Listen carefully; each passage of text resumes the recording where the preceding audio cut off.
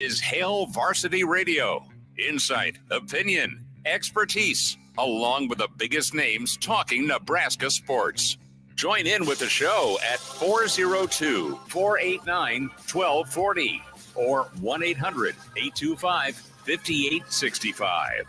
Now, here are your hosts, Chris Schmidt and Elijah Herbel. Welcome to it. Great to be with you on a Monday. It's Hail Varsity Radio. Chris Schmidt, Elijah Herbel, Justice Rhody is in, and so are you with the starting five. We will shout you out here shortly. We invite you to check out Hail Varsity YouTube. Like and subscribe there. Hail Varsity Radio Twitter. Give that a follow, and can find Elijah on Twitter at Herbal Essence. At Justice. Is it just Justice Rhody? You didn't put your Twitter handle up, just Big at Red. Justice Rhody. We were scrambling around a little bit. That's fine. That's Schmidt_radio. For me, we will dive into plenty of NFL. Many of you are rejoicing, cheerful, excited, happy. It is another Chiefs Super Bowl run. Many of you are not. You're on the opposite side of the ledger there with Kansas City. Did you participate in the hashtag rigged over the weekend with the Bills and Chiefs? Of course, that narrative was thick going in anyway, but the Bills right there. Do you know a Bills fan? Maybe you do. And it was. If you know them, give them a hug. Yes, give them a hug and give them a bottle of whiskey. You're buying. This is what I'm saying. You are buying for the Bills fan, you know. And of course, Cam Jurgens off to the Super Bowl. Good for the Pride Beatrice, Eagles and Chiefs. So we'll get there. If you got a name and your name is Rocco and you play offensive line, it just fits, doesn't it? Well, you have a dude named Rocco that is visiting Nebraska tomorrow. Enrollment deadline is also due tomorrow, so we'll see if those two things come together for Nebraska in the portal for an O-line pickup. Talk with Tim Verghese about that here in about 20 minutes or so, a little less than in hour two. Mr. Blackshirt himself, Charlie McBride. We'll ask Uncle Charlie what he thinks of a defensive coordinator getting $3.1 million a year to switch teams in conference. And some thoughts here as we get closer to, to what Nebraska's roster shape up is being. So we'll get there with Coach McBride. And then Jay Moore with us, part of Big Red Wrap-Up, Blackshirt Husker NFLer Jay Moore, as Jay will talk some NFL with us. 489-1240 to get in, 489-1240 or 800-825-5865. Can dial up, can email Chris at hailvarsity.com. And a lot of you in the comments are already out on Nebraska basketball. The horror keeps continuing as the team has now dropped 6 straight. It was beat down fashion. Although I do give the team credit for one of the worst starts you'll ever see, down 19-2, and then cutting that thing at one point to 24-21. So they reeled you back in for a little bit, but then Wisconsin kept going off from 3-point land, and Nebraska went from bad to worse when it came to shooting. So we'll have a powwow about Nebraska basketball because it's just really tough to watch. And it's gone from bad to worse. It has. And, yeah. and I hate saying this, but I mean, honestly, a Nebraska basketball fan that has showed up for years going to PBA through the Tominaga era, or even, the no-sit Sunday, and been there during the Palmer year where Nebraska was on the verge but was left out of the NCAA tournament. So there's 3 postseason teams, 2 to the tournament, 1 to the NIT. Well, you can even go back further to the Sadler years, and there were some teams that felt like they had the talent to make it. They're on the bubble. They just needed a couple more statement wins, and they don't get them. So it's a familiar feeling. It is. And you want your basketball program to be good and relevant, and it's just been a struggle. And I think Fred's a good coach. I think Fred's a good basketball guy. I think Fred needs again to reassess how you're doing things. And he may look at that, because right now you're supposed to have good use of the portal, and it has worked for these guys. It has worked for Nebraska, but what hasn't worked is the guys that you did get in the portal that have stayed, get old, stay old, right? In the Big Ten, the guys that have stayed have not stepped up to a new level. There's another thing with this. And one thing I want to reiterate with this conversation is no matter how the rest of the year goes, Fred's going to get at least one more year. Mm-hmm. Yeah, you look at the contract, they're not going to spend the money on a buyout for the basketball coach. I know a lot of people around here care about basketball, but like the amount of money that's left on that contract, it makes zero sense to let Fred go after this season, especially given what he did last year, what he's done previously in his career. It's a damn good basketball coach Nebraska has downtown. Roster construction leaves a lot to be desired this year. And there's one other element that I talked a little about last year, haven't really gotten into it this year.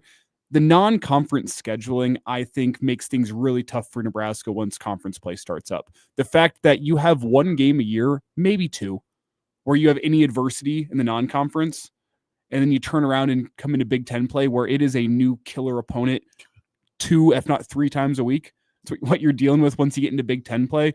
I don't think the cupcakes you schedule during non-conference play do you any favors once February rolls around. And I'm not saying you need to go murderers, or you don't need to go Husker baseball with your non-conference and go with a murderers row, but just having Creighton and maybe one other power team that you don't know how good they're going to be, it doesn't set you up for the night in and night out adversity you're going to face in the Big Ten. And I think that's a little bit of the problem is once they get slapped in the Big Ten, you don't learn that resiliency that you need to learn whenever you have a chance to learn it during non-conference play. How quick are you getting up? But that's not when you get slapped, and that's the problem with this team right now is they love it when it's going great, and they have not changed their approach. And Fred says it's not schematic. I know 17 threes drilled on you sounds schematic when everyone's had their turn making threes on you. That being said, it comes down to your effort and your attention to detail with your job. I sound like I'm talking football, but it's basketball. It's the defense that worked to get you a win against Creighton. Mm-hmm. It's a defense that worked to get you a win against UCLA. Both those teams missed their fair share of open three-pointers that day. That's how you're currently constructed. So I don't think the lack of diversity in non-conference is the biggest issue that faces Husker basketball right now. It is the roster construction, but it's a multifaceted conversation. It is, and we'll get into it. And I think that's a good point. But also, like, if you look at it, Iowa State regularly schedules one of the worst non-cons in the country and just play complete tomato cans. But it helps them because it boosts their net rating and really gives them a leg up in the metrics. And that is something that the selection committee looks at. So I do think that Fred should, potentially look at scheduling some more power conference opponents and try to flesh out the schedule. But also, it does help to have a fair share of, nobody use, as Doug Gottlieb likes to call them, and kind of pad your metrics and get the confidence up a little bit. And I don't mean to go here as being too disparaging to the Big 12, but the Big 12 is not the Big 10. No. The top tier in the Big 12 is elite. Yeah, Kansas, Houston, pretty good. The bottom half of the Big 12 is not as strong as the bottom half of the Big 10 in totality. That's fair. And nobody's the SEC this year. So the other part too is, can you go get some high school kids to stick and stay and get kids that can play for you? And you're not solely reliant on just portal, because if you get the right chemistry, which you had a year ago, you had guys with the right roles, knew what to do. It was great. Right now you went portal shopping and the portal's not been awesome for you. I mean, you've got a guy that started 18 games that's now not seeing any time because it's just not effective for you. And the guys that you did go get in the portal that have stayed with you are your senior leaders that need to start being senior leaders and scoring and taking better shots. And I would have an edict, and I love Jawan, but if Jawan, the next 3 you take, you don't hit, I mean, you owe me 5 miles. You owe me bench time. And that sounds idiotic because he's one of your best players and one of your best defenders. But brother, you're not hitting your threes and you're not finishing at the rim. Figure it out. And what's scary is once you lose your veteran leadership on this team, what are you left with? Exactly. That's what's really it's the coach. It's the coach and the assistants. I mean, that's and likely another date with the transfer portal this next offseason where you're going to have to bring in another 7-8 guys. You have to turn over the roster yet again. And that's the cycle you've put yourself into right now.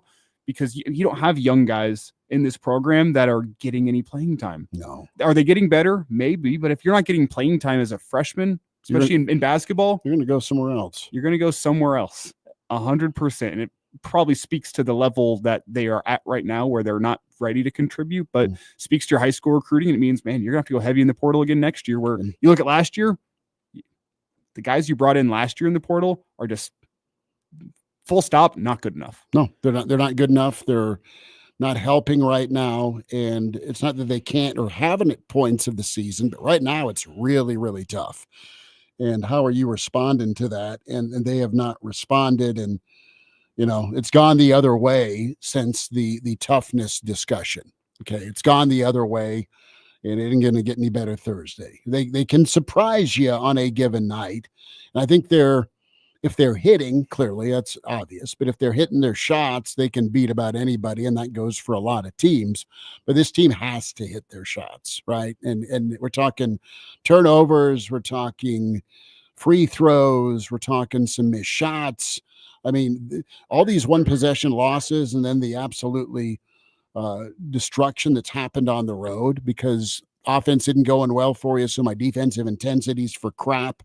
And folks are having a 3-point shooting contest on you. I mean, it's all just a vicious cycle. Who's on the horn?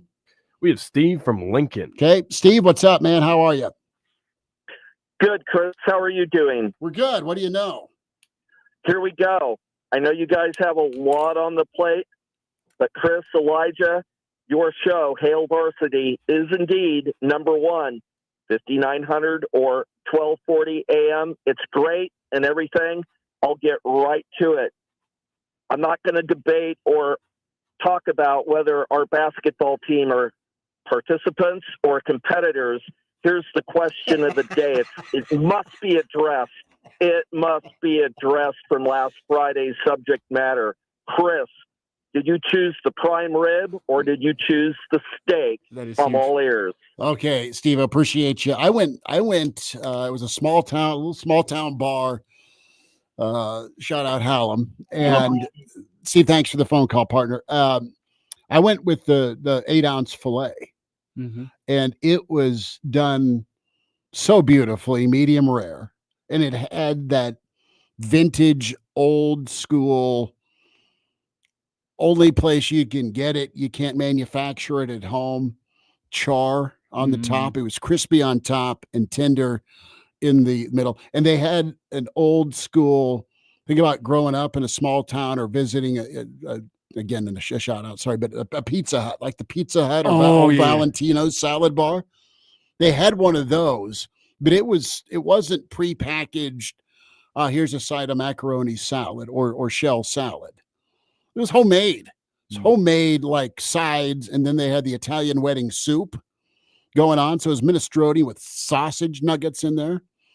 God, it was glorious. That sounds beautiful. And the bunny bought. So it's a win.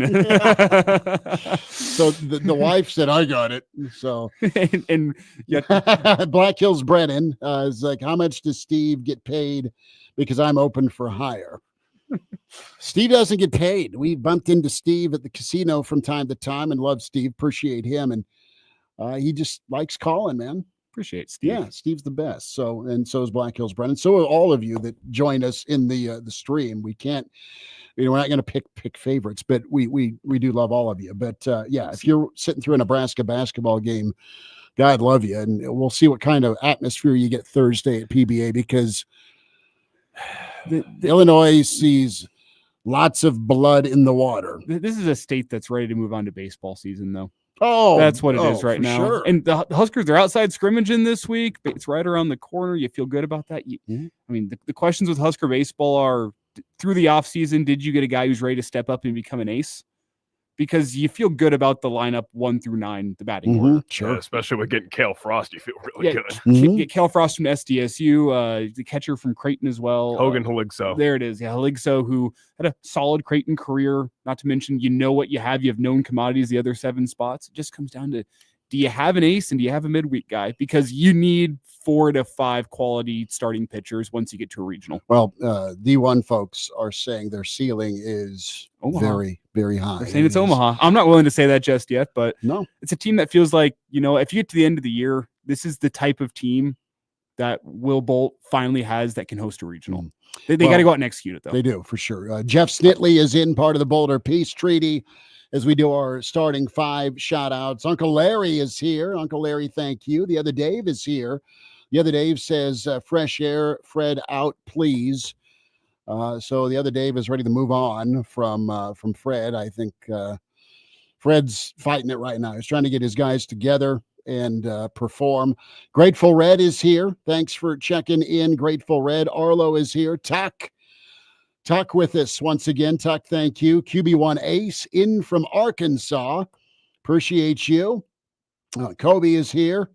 Kobe was right on. He said, I said Wisconsin by 30 on Sunday, as Kobe joined us for the Average Joe live Sunday pod. Anonymous is here. Told my wife last night that she was much better at her job than her high school classmate Cleet was at his. Good old Cleet. Blakeman, the official. I love Cleet. Kobe says, yep, 17 days till baseball. Game Dog is here. Love it. Black Hills Brennan, appreciate you. Terry is here. And more. We'll get more commentary coming in. Tim Verghese on the way with Hail Varsity.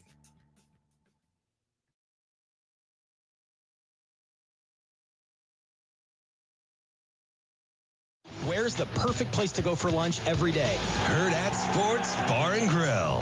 Where can you watch all of your favorite college and professional sports all season long? Hurrdat Sports Bar and Grill. Who's got family-friendly entertainment all throughout the week, including trivia, music bingo, and live music every Friday? Hurrdat Sports Bar and Grill. Hurrdat Sports Bar in La Vista is the spot for lunch, date night, corporate events, or even a late-night cocktail. A one-of-a-kind spot for sports fans and more. Behind Cabela's in La Vista. Hurrdat Sports Bar and Grill. Lowe's knows how to help make your Super Bowl 59 party a touchdown. Let us help you prep your home to host with top brands like Charbroil, Blackstone, and LG, so you can be the MVP of game day. Plus, use the Lowe's app to find what you need for a seamless shopping run. Or huddle up with our Lowe's Red Vest associates to help make all your game time hosting decisions. Millions of Americans take medicine like Ozempic and Zepbound. Many of them are overpaying by thousands of dollars a year. These GLP-1 medications for diabetes, weight loss, and more may not always be covered by your insurance, but GoodRx can help. GoodRx helps you save every month on prescriptions at over 70,000 pharmacies nationwide. Best of all, it's free to use. Check GoodRx to save on GLP-1s. Just go to GoodRx.com/GLP. That's GoodRx.com/GLP. GoodRx is not insurance, but can be used instead of insurance, including Medicare and other federal and state-funded programs. When disaster strikes, the food supply is the first domino to fall. It can start quietly, an emergency alert, a breaking news headline. But within hours, reality sets in. People rush to grocery stores, emptying shelves of everything from bread to canned goods. Lines stretch out the door, tempers flare, and desperation takes hold. And no matter who's in charge these days, you simply can't rely on the government to bail you out. That's why having an emergency food supply on hand is the right move for you and your family. Right now, you can get $50 off a 4-week emergency food kit at mypatriotsupply.com. They're an American company trusted by millions, offering 2,000 calories per day with essential vitamins and minerals to keep you strong during a crisis. This food will be there for you when you need it, since it lasts up to 25 years and can ship out to you next day. Go to mypatriotsupply.com now to get $50 off your 4-week emergency food kit. That's mypatriotsupply.com. KFOR. $50 off your 4-week emergency food kit. That's mypatriotsupply.com. KFOR. $50 off your 4-week emergency food kit. That's My Patriot Supply.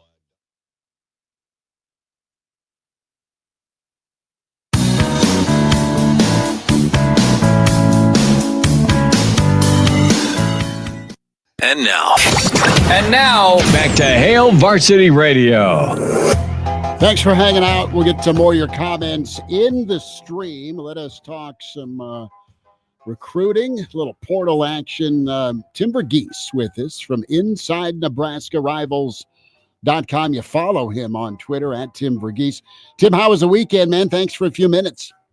Hey, of course. Yeah, not too bad. Had a good weekend. How about y'all? We're all right. We're just talking a little football. You know how that is. And little portal, little recruiting, and pretty good, I don't know, lack of a better term, advertisement / experience last night for Dylan and Dawson in the old Chiefs locker room as the pros are going off to the Super Bowl again, and a couple of dudes, one getting to college, one in college. You want to talk about the hookup? They got it. It's cool. I mean, I think it's a cool thing, one, for them to be there and get to experience all of that. Like I've said this before, like in when Nebraska signed this class and just talking about like guys that are adding to the program. I think it's important, one, to find guys that know what success look like and have been around it. Like that's why I think it's important to recruit. And you look at the way Nebraska recruits, it's why they recruit guys that win state championships or go to state championships. But being around, like winning at an elite level like that and getting to experience that up close, that matters. It's important. And like talking to Dawson specifically, like I think for him during his college career, getting to dive into the X's and O's with his dad, getting to see this run that the Chiefs are on, like it's helped him kind of figure out, okay, here's what it takes for me or him individually to get to that level. It's Tim Verghese with us here. And Tim, that just spawned a thought within my head, not to derail the conversation already and take it to portal, but like means you're also going to talk to maybe an offensive lineman that played in the national championship game this year, bringing in a guy of a winning ilk. And it sounds like as of right now, and I'm referring to Rocco here, that Nebraska might be a distant third in this recruitment, but they're getting him on campus. That would be a beneficial addition to Nebraska's offensive line, getting that guy that has been around a winning football program such as Notre Dame. For sure. Yeah. And like you mentioned, kind of seems like one of those things where, I kind of dismissed Nebraska's chances early on because it felt like they were that distant third compared to Michigan, Indiana. He entered the portal. Everything I'd heard was, hey, it's going to be one of Indiana, Michigan. Nebraska had a conversation with him this weekend. Now he's set to visit tomorrow. And this has to move kind of fast for Nebraska. But, like someone on our board pointed out, this isn't like a recruit. This is a guy that's been in college for a couple of years, has to make a pretty quick decision here to turn around and enroll. He's not coming to Lincoln, for the sights or anything. He's not coming for a little, post-national championship vacation. This is a real visit. Coming for the weather. Hey, I hear snowbirding, if you will. Capitol Beach is beautiful this time of year. Balmy and glorious. Who hasn't wanted to go party? Mai Tais on Capitol Beach. Yeah, in January. I'll have another, please. That's pretty good. What's your thoughts on Rocco, though? We know what he's done, how he stepped in, and we know how good this Notre Dame team was, not only from a chemistry but also a production standpoint. And say it goes the right way for Nebraska, because I know deadline is also tomorrow to enroll, so you sign him or you don't tomorrow with this opportunity. But as you look at the O-line, Tim, just say you get him, you drop him in, and then you're going to get down to that 105 eventually. Do you like what Nebraska has? And we know that Nebraska has been needing to add more than just Pritchett. Yeah, I think so. I mean, I would still say, in the spring, you do your due diligence on another tackle, on, potentially, a center if you want to. But I mean, I think if you were to get Spindler, I think what that does, one, is it opens up the which I think they might pursue this anyway, but I think it further opens up the possibility of Justin Evans moving to center, of some shuffling on the offensive line, allowing you to get the best five out there rather than having a guy potentially playing out of position or having someone else step up at center just because you need Justin there at guard. So I think this opens up, some flexibility on the line. I mean, I'm curious to see what they do with Pritchett, how they address that, because there's some work to be done. Steve dove into the film a little bit this last week, and I watched a couple more games as well. And, my original thought was the guy needs some work. And after watching a couple more games, it's like, yeah, he might need a lot of work. So, we'll see what the spring looks like for him. I wonder a little bit if Nebraska is going to open up Pritchett and or Spindler to moves to the other side of the line. Pritchett, played through high school on the left side of the line. Rocco, through his career, has primarily played on the right side of the line at guard. So I wonder how Nebraska toys with it, because a guy like Spindler, it's 1 year of eligibility left. I don't think he's looking to move positions. I think you get him in as a right guard. But Pritchett, you have that flexibility potentially to either move him back to left tackle or just continue to work with him at right tackle. It's Tim Verghese with us here. And Tim, as the first real round of Portal Mania has wound down with spring semester beginning, this is kind of the final little bits of the Mania. You'll probably get another chance post-spring, maybe even pre-fall as well. You're not quite sure what that looks like. But when you compare Nebraska's needs along the offensive line and defensive line, which side of the line of scrimmage do you think is more important for Nebraska to shore up and get ready to go before fall camp? Because I think it says something that, I mean, obviously you have the opportunity with Spindler, but I think it says something that this late in the process, they're still looking at offensive linemen.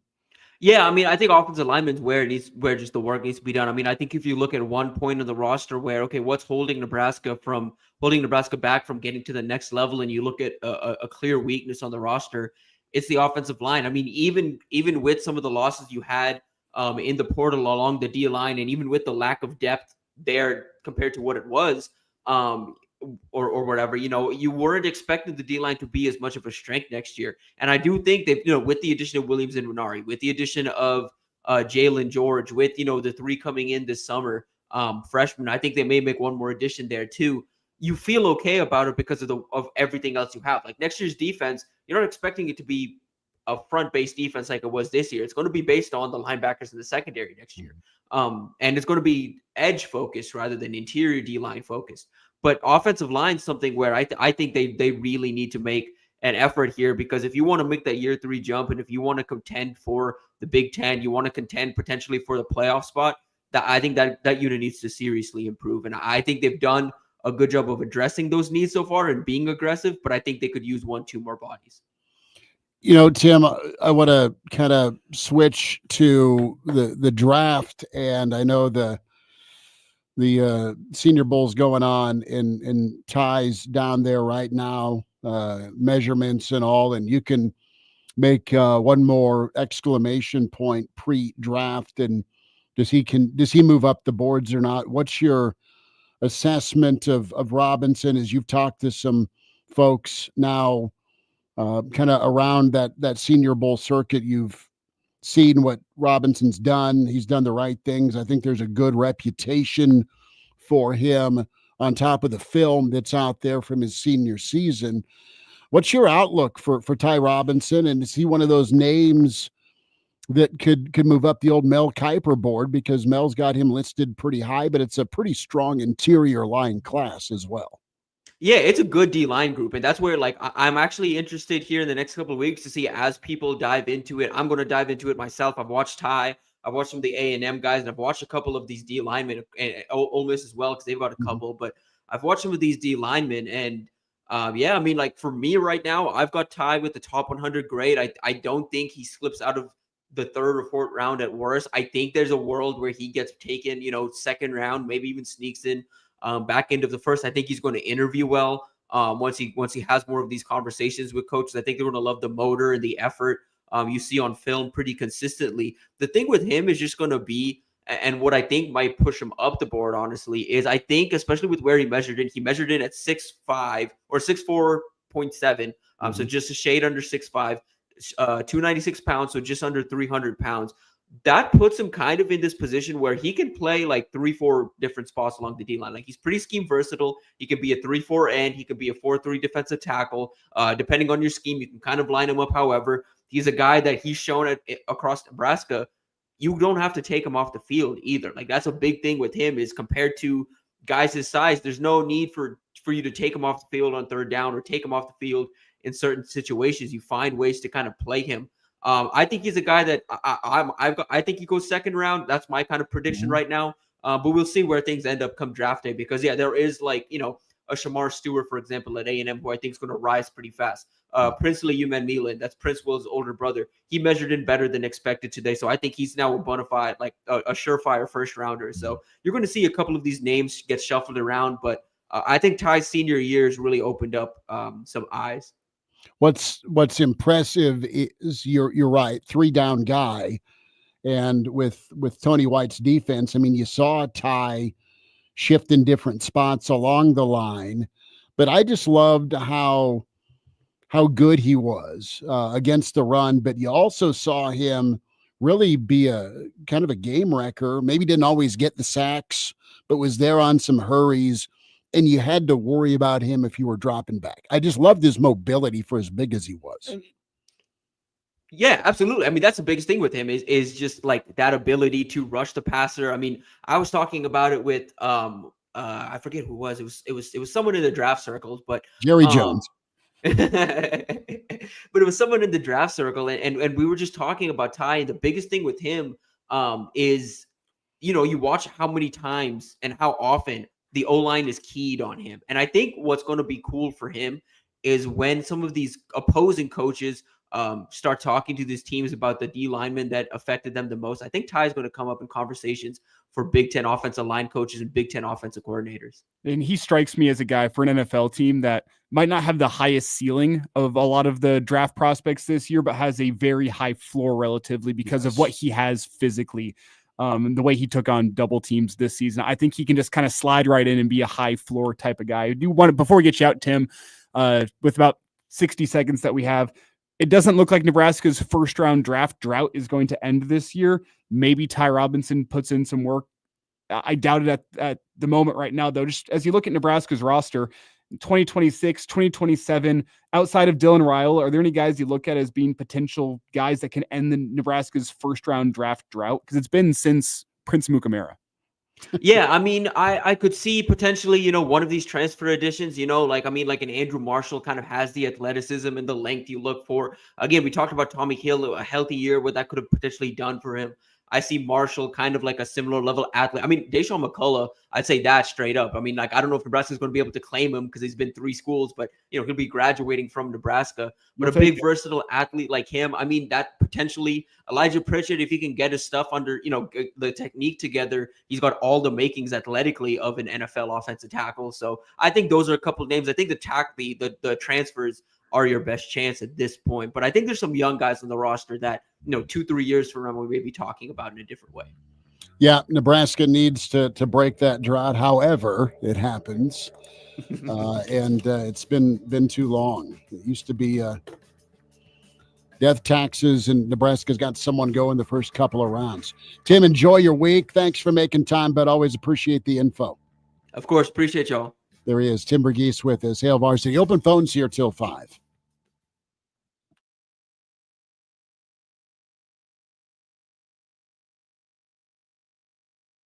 More high school basketball this next week with coverage of the Heartland Athletic Conference Tournament. You can join us for all the action with select coverage Thursday, Friday, and Saturday right here. FM 101.5, 1240 AM, KFOR. If Ernest Hemingway was alive today, would he say this to you? Shakespeare, Mark Twain, Edgar Allan Poe, all great writers. And after reading your book, I simply must add you to the list. Wait, you don't have a book yet. So make a free call to Page Publishing. Turn your book idea into publishing gold. 800-215-6818. 800-215-6818. That's 800-215-6818.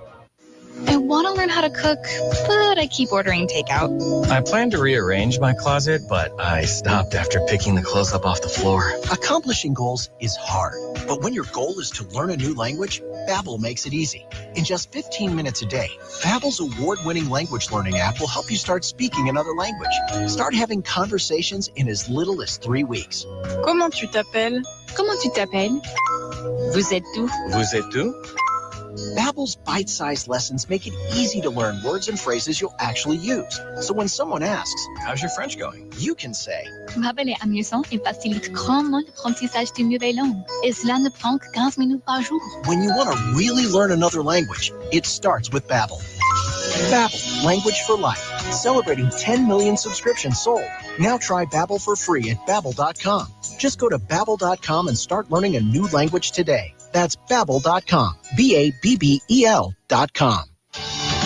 Someone had a birthday. Yep, 50. Can't believe it. 50 years of wisdom. Great segue. We have health news, a CDC update. Pneumococcal vaccination is now recommended for adults 50 or older. Says here, we're over 6 times more likely to be hospitalized with pneumococcal pneumonia than adults under 50. I don't love those odds. Same. Look what I found. Pfizer's Prevnar 20 is proven to help protect adults against pneumococcal pneumonia and invasive pneumococcal disease in just 1 dose, and millions have already gotten it. Continued approval may depend on a supportive study. Don't get Prevnar 20 if you have a severe allergy to its ingredients. A weakened immune system may lower your response. Common side effects include injection site pain and swelling, fatigue, headache, muscle and joint pain. For full prescribing information, please call 1-855-213-2138. Visit Prevnar20.com or talk to your doctor or pharmacist. I'm on Prevnar20.com now, scheduling my appointment. Good idea. And happy 50th. Hey, this is Dan Bongino. As a former NYPD police officer, Secret Service agent, and a TV host, I'll bring Nebraska an honest perspective on.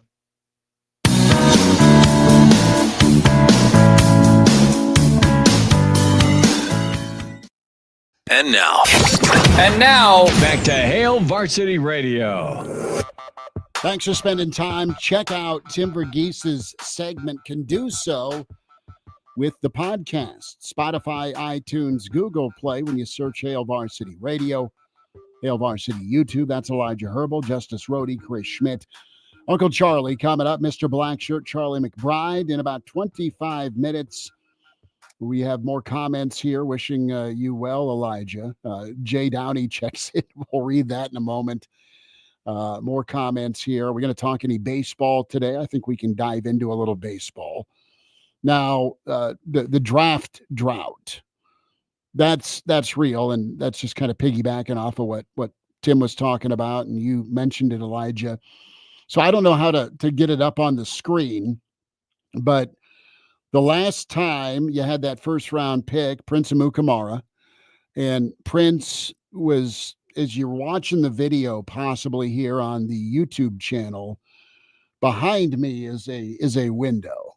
Behind me in 2012, after the Super Bowl, Prince Amukamara was in studio with some folks, I think with his fiance at the time.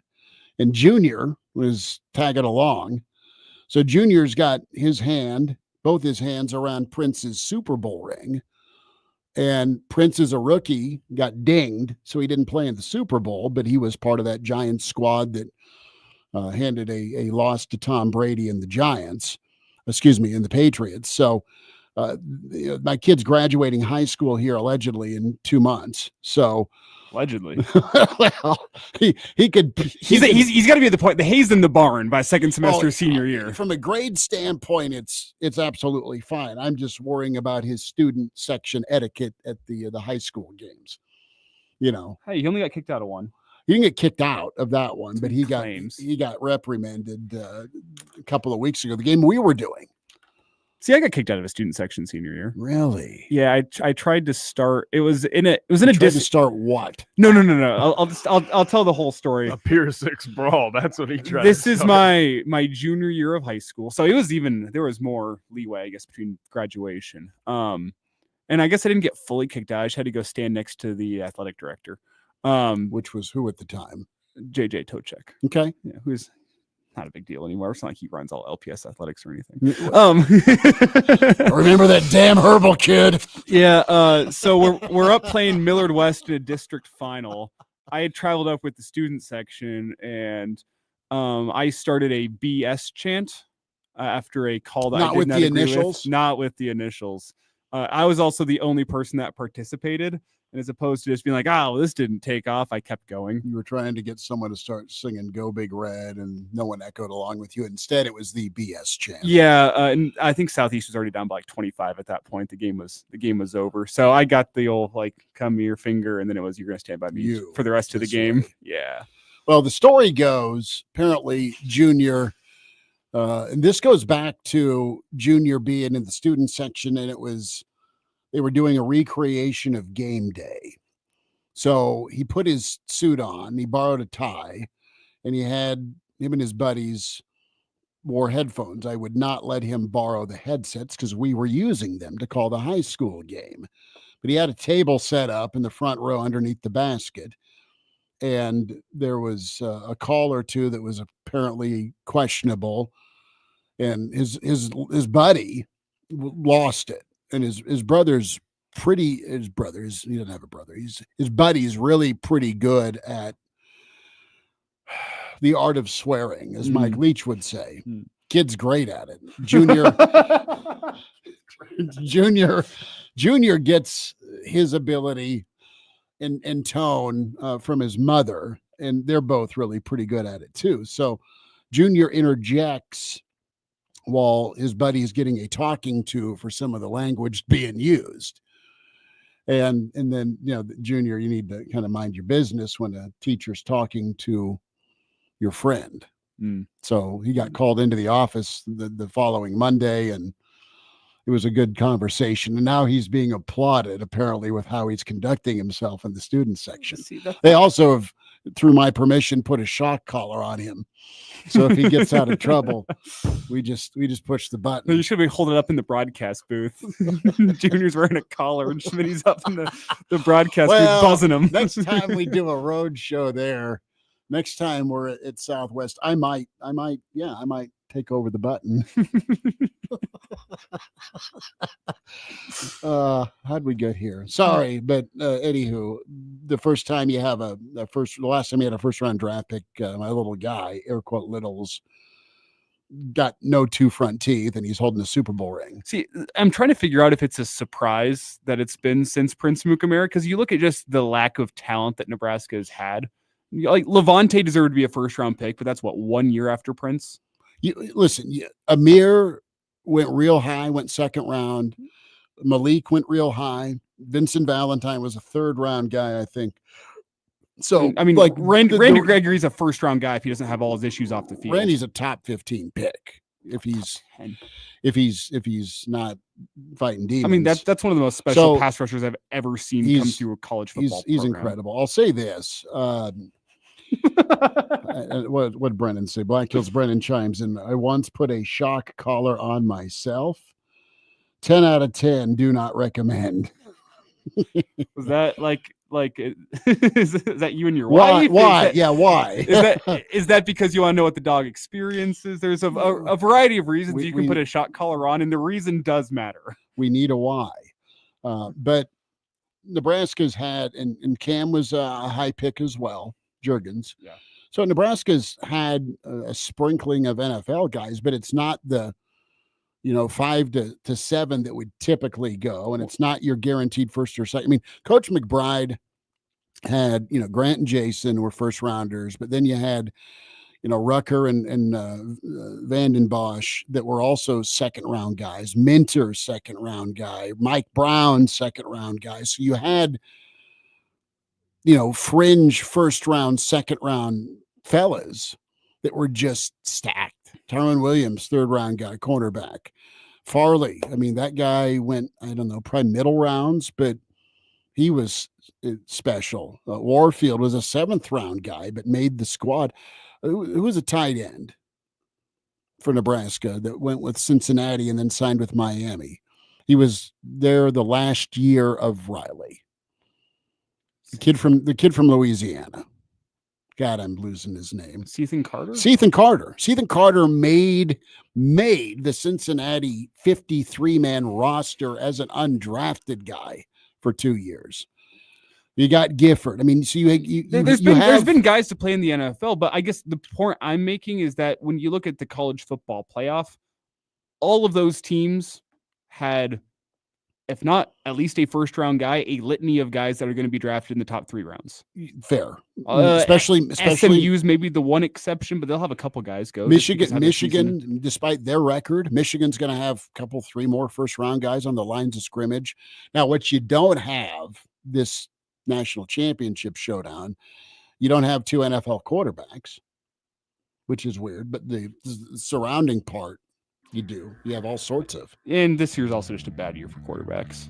Well, you've got 2 guys, and in an average any other year they're far down the draft board in the first round. They still might be first round guys, but they're not top 5. They're not one of the top 3 quarterbacks off the board. This year they are. So this quarterback's a little different this year. Well, that's, and Matt Rule talks about it. He wants guys going and hearing their name day one, and that's how you win in college. We'll wind down this first hour with Hail Varsity.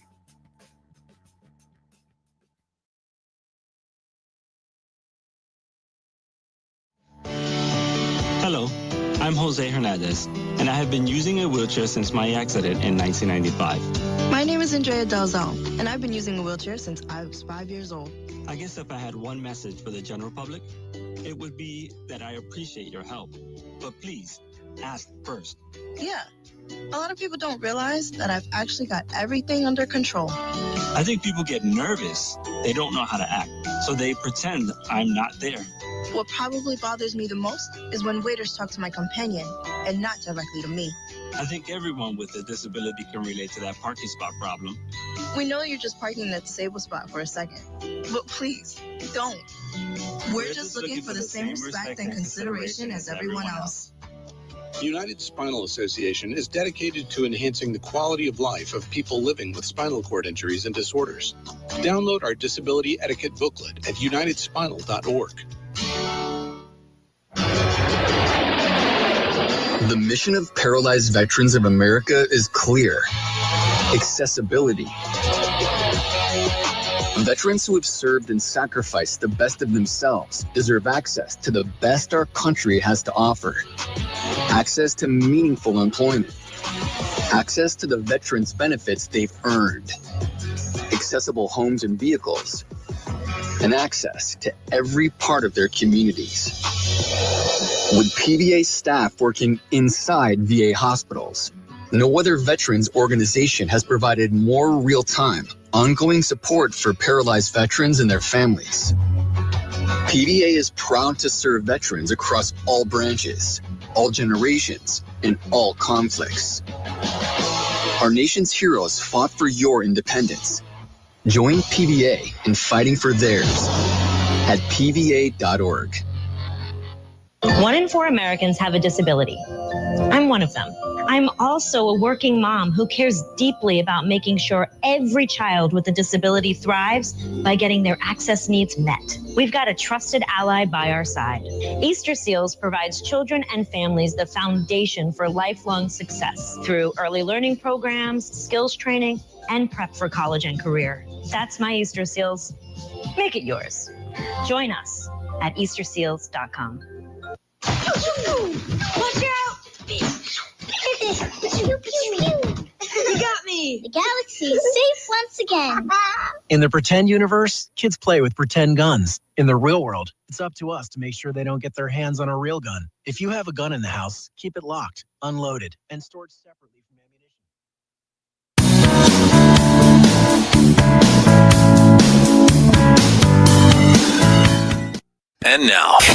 And now, back to Hail Varsity Radio. Big thanks for hanging out this first hour. Hail Varsity, Chris Schmidt, Elijah Herbel, Justice Rhody, Charlie McBride coming up here in hour 2, and Jay Moore, our Black Shirt Hour. 489-1240, 800-825-5865. And let's check in with Fred Hoiberg right now and get some of Fred's thoughts. Cut one here from Fred on just getting down early. We haven't spent a whole lot of time other than it's getting more and more painful to be a Nebraska basketball fan this season. Here's Fred. Yeah, I mean, it's one of the top teams. Not only I don't think in the league, I think they're one of the best teams in the country. And they've got 5 guys that can make a shot, 5 guys that can make a play off the dribble. They are very hard to guard, especially when they get comfortable early. And that to me was the problem when you dig yourself a 19-2 hole. We're giving teams pick sixes early in games. We're turning the ball over. It's happened the other night against USC. We had 6 turnovers in the first 5 minutes. And then after that, we valued the possession. We took care of the ball. It's what allowed us to get back into it after a horrendous start with, I think it was 11 straight stops at one point. We pulled back to 24-21. Had a group out there I thought that was defending at a high level, and I thought we had good quality possessions on the other end. We missed a couple open ones. Connor had, I thought, a couple really good looks after making his first one, that are normally going to go in when he's that open. So, we fought back, but when you have to expend that much energy climbing out of the hole, getting down 17 points in the first 5 minutes of the game, it's hard to shut them off, especially when you have a rhythm team like Wisconsin. And give them credit. These guys are playing great. They're hard to shut off, and they move the ball, and they find the open man. So this team's playing great. Give Wisconsin a lot of credit. So Fred giving thumbs up to the Badgers. I get it. But when it just push comes to shove, it's a mentality with his guys right now. Goes bad early. There's zero recourse. It gets ugly. There's a little fight. At least there was, to cut it to 3. And then you get drilled again. And your body language is bad. You have upperclassmen on this team that are talking about and saying the right things, but there's been no action through this losing streak to fix it. Yeah, and now you reach, well, Wisconsin's one of the top teams in the country. What's Illinois? What's Well, you have Oregon? Illinois and Oregon, and then you're on the road, Washington, not an easy one. That's the fight for last place. But yeah, it's on the road though. I know. Which, do you ever feel good about Nebraska on the road? No. But you're a month, especially whenever you'll be on a 9-game losing streak. You're at on, that point. but you're a month removed from being a seeded team that's comfortable in the tournament after beating Creighton, after beating UCLA, and you're up 15 on Iowa, and that shouldn't derail you so bad. But it did. What it's followed a different with team. It There's is no what confidence. what followed with the schedule and the confidence, that 1-2 punch has done them in. This team doesn't march onto the floor looking like they're expecting to win anymore. Mm-mm. You haven't seen that since UCLA, probably. And I just don't. I mean, how's the chemistry? How's the chemistry with one another? Because you've got some guys that you did bring in through NIL that have been getting paid, and are they doing the right things? Right? And there's just a whole level of frustration if you're Fred, and it's your band, brother. You gotta get him to figure it out. And if you're gonna lose, at least go down fighting. And at some point, you just go out with a whimper, and you wonder, all right, you've been killed 3 out of the last 4 times on the road against some big dogs. What's stopping them from this season going out with a whimper? That's where I think we're at right now. No, it's tough. Coach McBride's up on the way.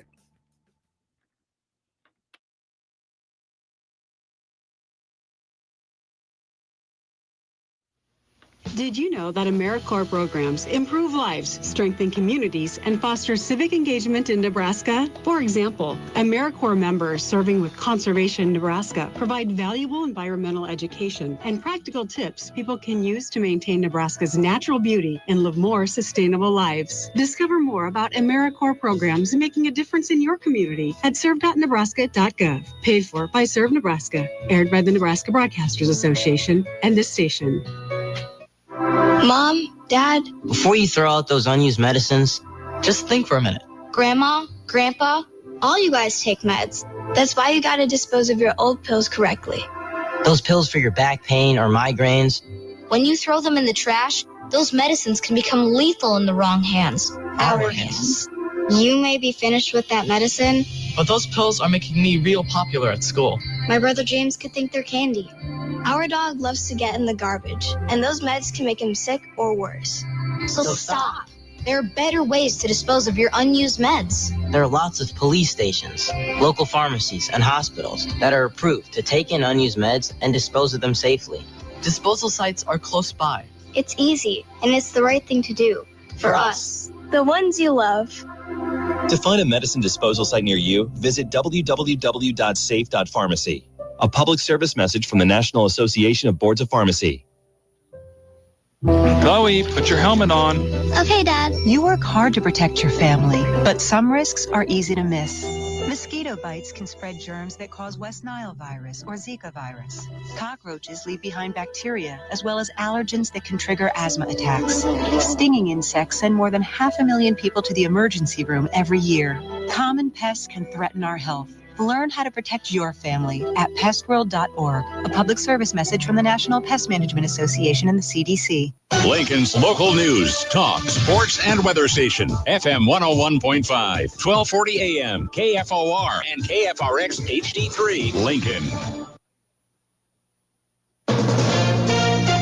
From ABC News, I'm Chuck Severson. A comment on prices and the cost of living a week into his second term. Something notable about the speech President Trump has just given at a retreat in Doral, Florida, with House Republican lawmakers.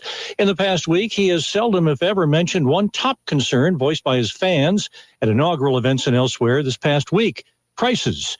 minutes ago. On day one, I directed every member of my cabinet to marshal all powers at their disposal to defeat inflation and bring down the cost of daily life, and we're going to do that. As yet, he's announced no actions aimed at doing that, pending those reviews.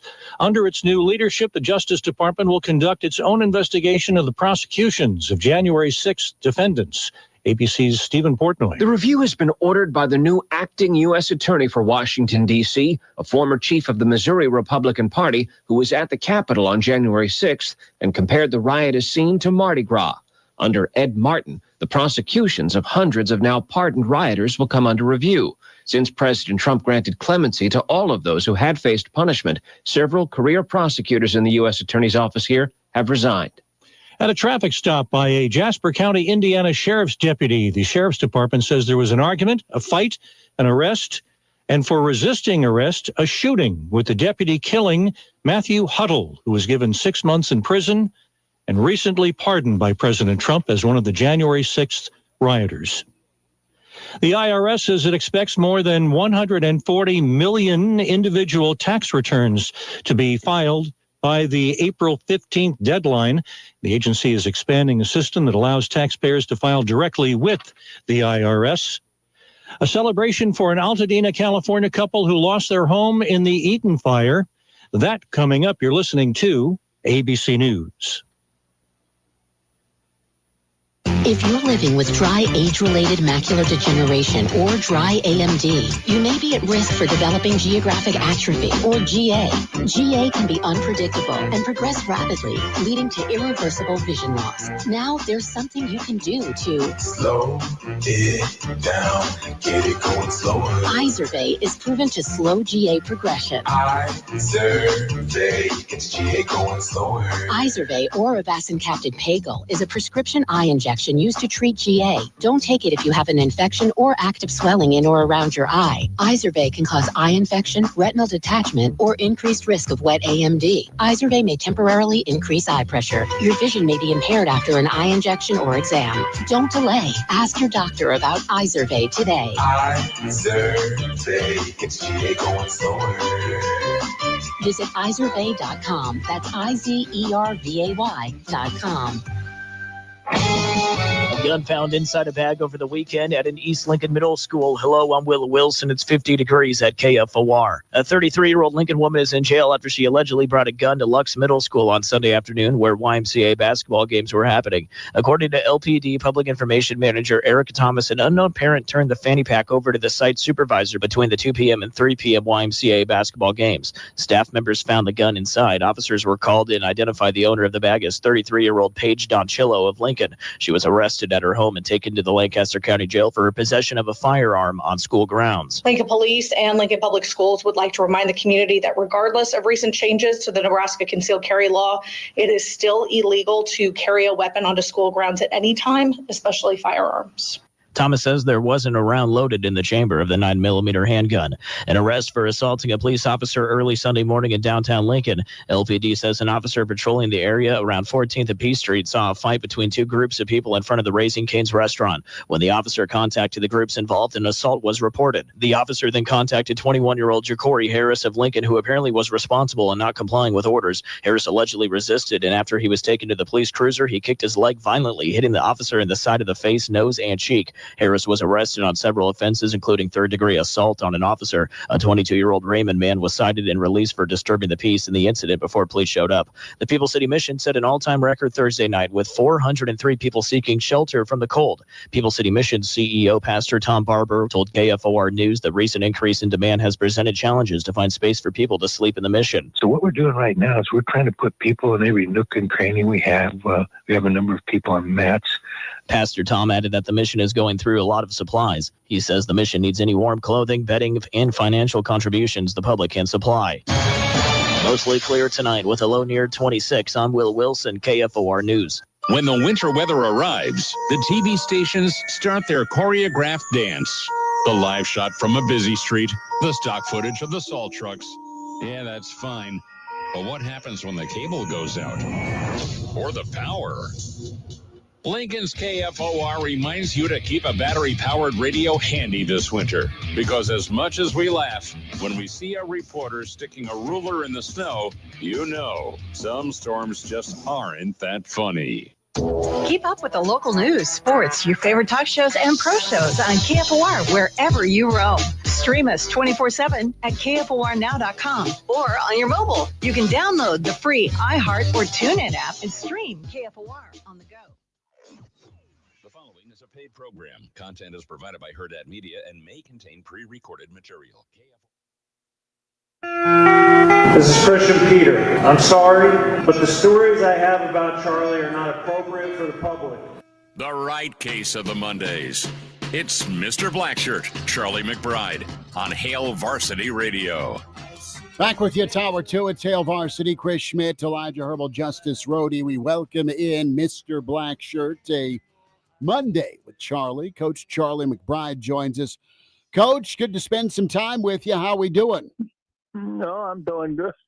I'm doing good. I spent part of my day at the doctor's office just doing our thing, you know. Okay. I took my wife in for physical, and among other things. But so I got busted. You know what I mean?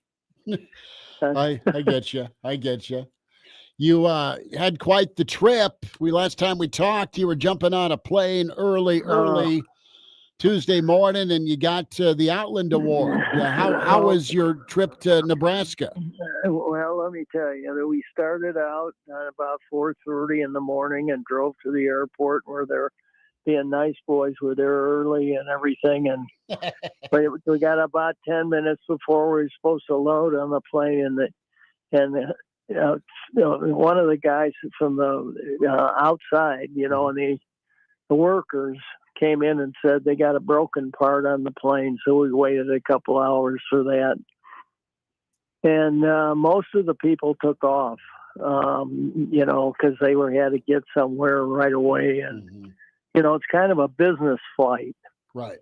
And so I ended up with about a half a plane and just had a nice trip to Chicago, and we had a reschedule, but we had a delay there, and we were supposed to get in at 10 o'clock, but I think we made it by 3. Okay. So it was okay. It was good. The weekend was great, you know, I mean, and they took us to Boys Town and so to the museum and stuff. Well, kind of funny how you go to the airport and you're late to a flight. What happens? They leave you there. You don't get a refund on your ticket. But if the airline's late, then, oh, no, there's nothing they can do for you. You just got to sit around and wait, right? Kind of funny. Yeah, well, I went with a friend, and his wife was a nurse, and she was with Debbie. And the thing is it was the whole flight was kind of out of sight, you know. I mean, even when we came back. But the funny thing was, I got off the plane, and there was somebody there and said, "Are you Mr. McBride?" And I said, "Yeah." And then and Ray came through, and they asked him, and they said, "Well, if you wait here a second, we have wheelchairs for you." Yeah. So they had them there because we were so tight connection. Oh, okay. You know, and then we got there, we got the connection, and then it was late. Yeah. So, but I mean, wheelchairs are good. They're fast. That's the way to go, man. Good on you, Coach, getting there for the connection. What did you think of Ohio State Notre Dame? We haven't talked since the national title game.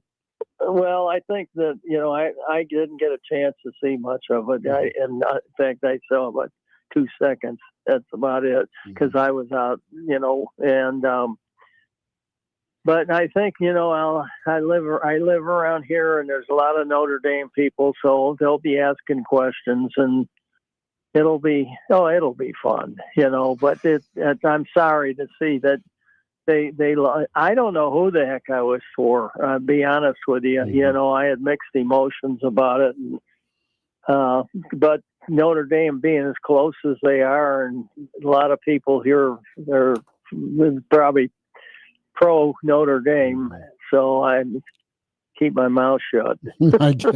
Well, you had a lot of recruiting battles with Notre Dame back in the day, for sure. Yeah. Oh yeah. Well, that's part of it. The year I resigned, I think we went to the next week, and that was a game where there were more Nebraska people to South Bend. Oh yeah. And then there were Notre Dame people, because they all sold their tickets to the Nebraska people. So, and they won, and then we won the game. So it was, that helped. Yeah, I took out a small loan to go to that, but it was worth it, absolutely worth it to get in. So I want to ask you about Jim Knowles. Jim Knowles is Ohio State's former defensive coordinator, was making over $2 million a year for the Buckeyes. Well, Ohio State wouldn't match Penn State's offer. Penn State just plucked him for $3.1 million, Coach. Oh, boy. Well, when you have it, you have it. And that's the same thing you're going to see in that portal, the way they're going around here and, talking to kids and doing that kind of stuff. The rich are going to get richer and the poor are going to get poorer. That's simple. And, that's what happens. I mean, that's, they want something, they're going to buy it and pay for it. So, I was surprised that A&M, they're usually in on everything, and Texas. Yeah. And they seem to have slowed down a little bit, and not got quite involved in it right away, like they did. I don't know. They spent, $20 million. A&M spent $20 million on their first class in that thing. And Ohio State or Michigan, I think, right off the bat gave all the kids $20,000 checks that were on scholarship. I don't know how true that is, but that's the word from the herd. Well, that's all right, Coach. If let's put you in the shoes here of Jim Knowles here. Let's say that what's a good comparison here? Oklahoma back in the 1990s offered you $3.1 million to go and be their defensive coordinator. Would you have done it? Yeah, probably 3.1 million. You probably couldn't. You can't. I don't know how you can say no to it. Mm-hmm. If you're making that, I don't know what the prices are now, but for any comparison, it sounds like it's, I guess, understandable. If I was a pro coach and a defensive coordinator, I bet some of those guys aren't making that kind of money. No. And it's kind of funny that, that they pay. I just kind of don't understand it, but that's the way it is. And that's a shame about the whole thing. I mean, it's, you wonder why sometimes people get upset. Somebody's making something more than they are, and they just find things negative and will crush it and make it ugly for the guy. And that's the thing you hate. Coach, got to talk some NFL. What do you think of the Chiefs? What did you think of that game last night with the Bills? And then, of course, Philly off to the Super Bowl. What'd you take away with Kansas City trying to win 3 straight? Well, I think that's I'm kind of a Kansas City Chiefs fan, and I think that's because they were close to us, and and I liked Detroit. If they had gotten into it, it would have been nice. But it's a thing that you just have to hope. I hope they win. I hope they get 3, and mainly I'm saying that because of the fans. They're kind of down on the quarterbacks, both of them, they're, now all of a sudden, even a winner is, done something wrong. And, people, the internet will find things, and that makes it doubly hard for the guys themselves. And I know the pros, they're getting paid. They probably say the heck with it. And, but if it's in college, it's a whole different can of worms. I mean, it's going to be a deal where if some fans are going to be upset that they're making that much money. I mean, but I like the Chiefs, and I'm glad to see it. That it's something that hasn't been done right away and lately, and I think that's good. But they're going to have their hands full. Well, got to stop the run, and Philadelphia is great at running the football. Well, that runs a dime off the clock too, and when you're primarily a passing team, that makes it tough. You probably don't get the ball as much. Charlie McBride's with us here, Hail Varsity Radio, a Monday with Charlie. Coach, wanted to ask you about Ty Robinson and the NFL draft. It sounds like things are going well for him at the Senior Bowl. I want to ask, when you were recruiting a kid, be it a Neil Smith or a Grant Wistrom, or pick a guy that went off to the NFL, did you look for a guy that, all right, maybe he can be a pro, or was it just an immediate, here's what fits with our system, this is how we like the kid? It fit either way. If you see some kids, you just say it automatically. This kid's got physical ability to go to the end, play on Sunday. Mm-hmm. And if you see a kid that can develop, and that's a different story. But those are the kids sometimes that that really make the team, make it do it. I mean, I remember. When I first came there, we had Kerry Weinmaster, who was a small, relatively small nose tackle, and he ended up being a whole Big 10 player, a Big 8 player, and there's so much change when you go out. I wanted them to fit the team first. Mm-hmm. If I knew that they could, get it done, it was play for us, and maybe even play.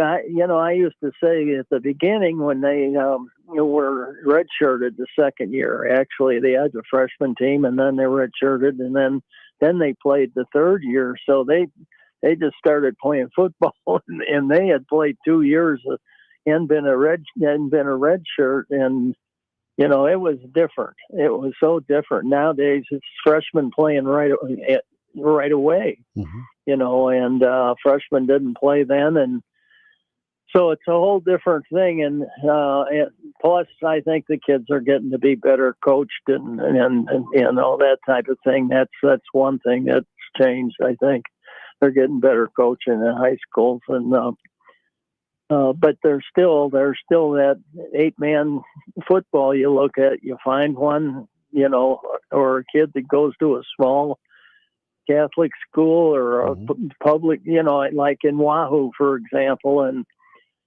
things like that. How many guys have we had? You can imagine. I mean, the Kelseys and the Steinkuhlers and all those kids that that were from towns. That they had more cows than they had people. And so it But that's what happens. I mean, and so that's why you don't want to say, well, I'm only going to take the guy that's going to go to the NFL. And I think we look more like we want a guy that we can develop big and play for us. And then we didn't have as much of that, star, they have 4-star, 5-star stuff. We didn't. And Tom, I remember him saying one time, if we're higher than 28, I'm nervous. It makes me nervous. He didn't like to be.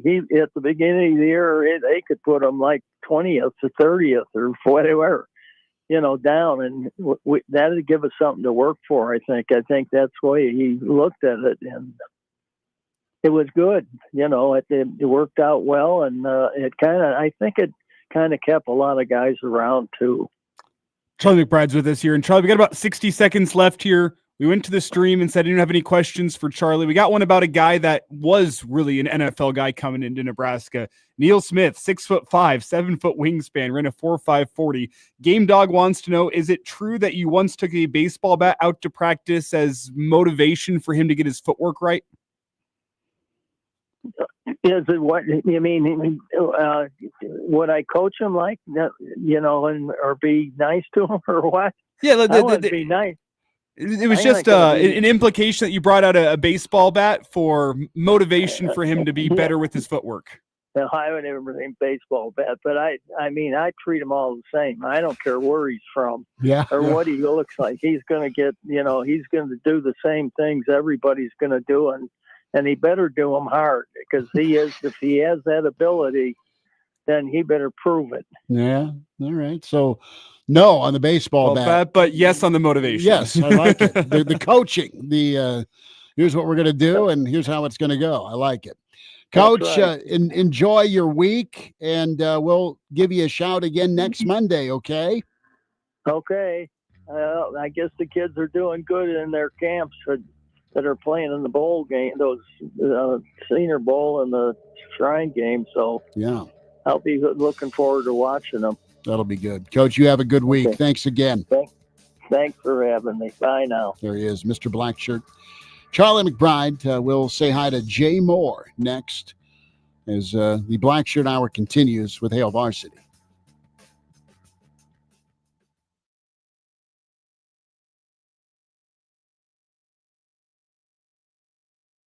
For lunch every day. Hurrdat Sports Bar and Grill. Where can you watch all of your favorite college and professional sports all season long? Hurrdat Sports Bar and Grill. Who's got family-friendly entertainment all throughout the week, including trivia, music bingo, and live music every Friday? Hurrdat Sports Bar and Grill. Hurrdat Sports Bar in La Vista is the spot for lunch, date night, corporate events, or even a late-night cocktail. A one-of-a-kind spot for sports fans and more. Behind Cabela's in La Vista. Hurrdat Sports Bar and Grill. Millions of Americans take medicine like Ozempic and Zepbound. Many of them are overpaying by thousands of dollars a year. These GLP-1 medications for diabetes, weight loss, and more may not always be covered by your insurance, but GoodRx can help. GoodRx helps you save every month on prescriptions at over 70,000 pharmacies nationwide. Best of all, it's free to use. Check GoodRx to save on GLP-1s. Just go to GoodRx.com/GLP. That's GoodRx.com/GLP. GoodRx is not insurance, but can be used instead of insurance, including Medicare and other federal and state-funded programs. 1 in 4 Americans have a disability. I'm one of them. I'm also a working mom who cares deeply about making sure every child with a disability thrives by getting their access needs met. We've got a trusted ally by our side. Easter Seals provides children and families the foundation for lifelong success through early learning programs, skills training, and prep for college and career. That's my Easter Seals. Make it yours. Join us at easterseals.com. Save big on your next project right now at Menards. Get cleaner clothes and softer skin with Morton Water Softeners. Morton's Wi-Fi integration allows for tracking and alerts, which puts you in control of your water while at home or away. Morton's look-ahead technology learns and predicts your water needs, saving you money. Save big on Morton Water Softeners. And don't forget to check out our weekly flyer on Menards.com for all the great deals happening now. Save big money at Menards. What's better than one win? 3 wins. With Straight Savings, you keep your own phone, get one line for only $25 a month with real unlimited data, and get rewarded with a $200 phone credit after 12 months. It's a win-win-win. Head to Walmart or visit straighttalk.com today. Switch to Straight Talk. Less dollars, more sense. Straight Savings Plan enrollment requires compatible unlocked device and new line of service. Bonus device credit requires 12 months of active service. Offer ends if eligibility requirements are no longer met. Taxes and fees apply. For network management practices, see Straight Talk's terms and conditions. Jackson Hewitt makes taxes feel like a yacht rock song. Give me my biggest tax refund, please. You and me and a lifetime accuracy guarantee. And now get $100 just to try Jackson Hewitt. Does your tax person do that? Say goodbye to that no guarantee.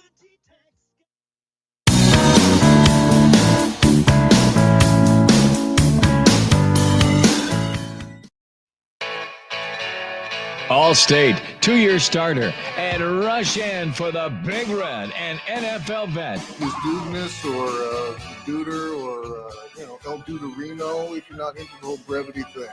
It's Blackshirt Jay Moore with Hail Varsity Radio. Back with you, the Black Shirt Hour continues. It's Hail Varsity Radio. Chris Schmidt, Elijah Herbel, Justice Rhody.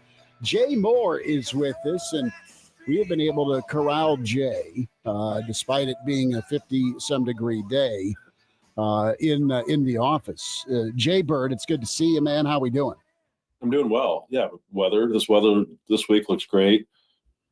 Definitely going to have to try to sneak out for an emergency 9 some afternoon. Emergency 9, I love that. Yeah. Yeah, but it's tough this time of year getting out.